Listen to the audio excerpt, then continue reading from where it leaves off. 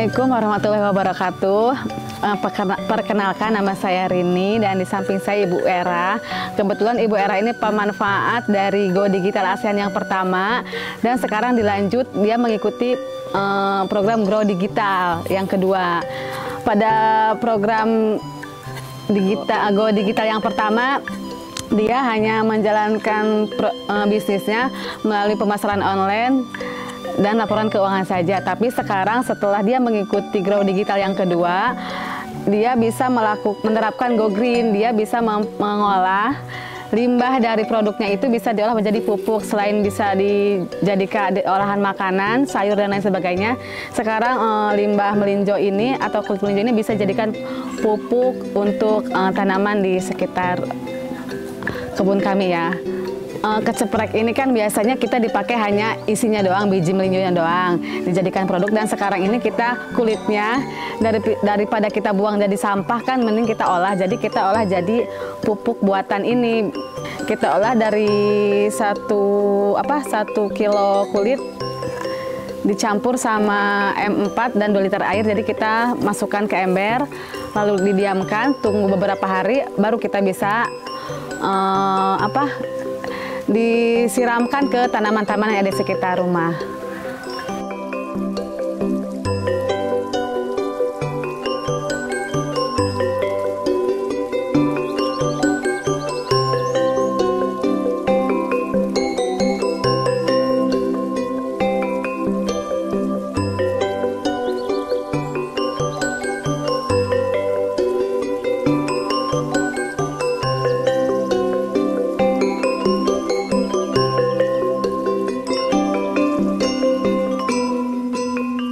Perkenalkan, nama saya Nafa Nur Faiza, tepat tinggal di Kampung Tegal, Desa Tegal, Kecamatan Cikedal, Kabupaten Pandeglang, Banten.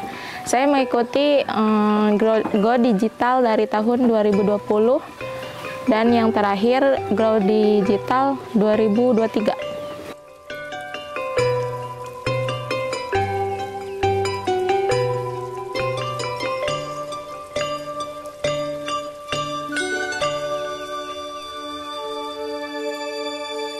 Nama kue ini adalah jojorong. Jojorong ini terbuat dari bahan-bahan alami dan dia tidak dibuat dari mika ya. Dia dibuat dari daun pisang yang masih berwarna hijau. Karena kalau dibuat dari mika itu bisa menyebabkan bahan kimia itu masuk ke dalam kue gitu ya. Jadi tidak menarik lah ibaratnya. Terus tidak wangi ya, kurang bagus kelihatannya, dan juga membuat banyak limbah sampah kalau misalkan memakai mika itu. Dan ini si hijaunya ini terbuat dari bahan alami juga, namanya daun pandan dan daun suji, tidak dari bahan pengawet.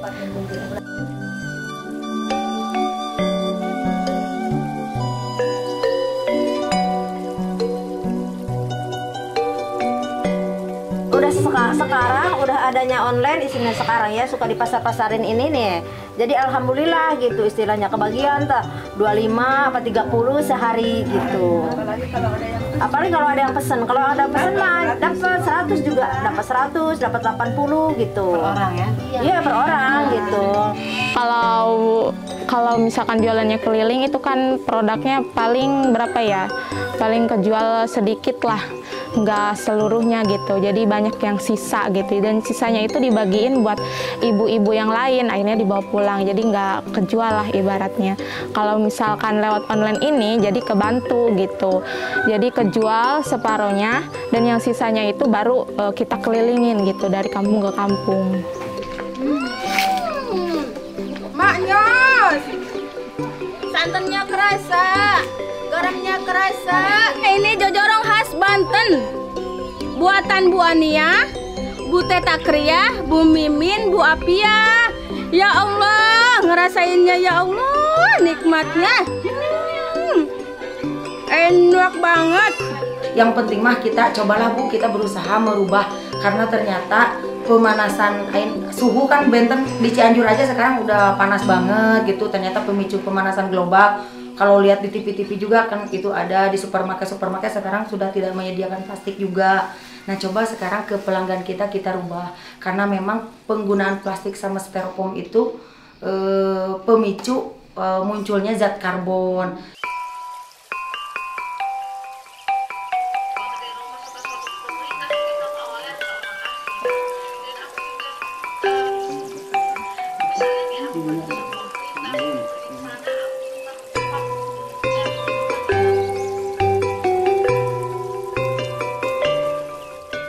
Pelanggan-pelanggan sekarang katanya yang itu teh suka mau praktis gitu, pengennya teh praktis aja langsung diwadahin. Tapi kita coba dulu Bu gitu sama penerima manfaat. Saya bilang kita coba dulu, kalau misalkan bisa mudah-mudahan bisa, kalau enggak ya perlahan-lahan gitu. Tapi memang awalnya sih pada susah juga, tapi karena memang sudah plastiknya sudah dikurangin gitu, pembelanjaan untuk wadahnya itu sendiri, ya mau tidak mau si pelanggan harus bawa wadah gitu.